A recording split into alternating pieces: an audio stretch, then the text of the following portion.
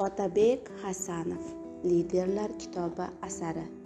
Ushbu asarda juda ko'p yangi g'oyalar, hayotga teran nazar bilan qarash, g'oliblikka intilish, saodat va komillik uchun dadil qadam tanlash, jasurlik va mardlik kabi insoniy fazilatlarni o'zida shakllantirish, vatan rivojiga, uning iqtisodini yuksaltirishga astoydil kirishish, aql zakovatni, ilmni har qanday ishdan ustun qo'yish kabi holatlar mujassam bo'lgan.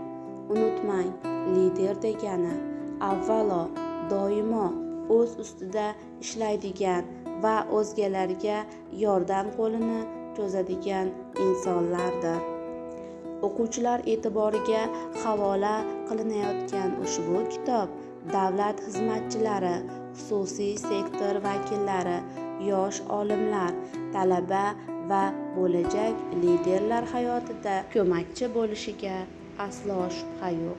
Shunday ekan, qaysi sohada lider bo'lishni istasangiz, ushbu asarni bir marotaba o'qib chiqing. Ishonamizki, ketgan vaqtingizga achinmaysiz. Otabek Hasanov Liderlar kitobi asari.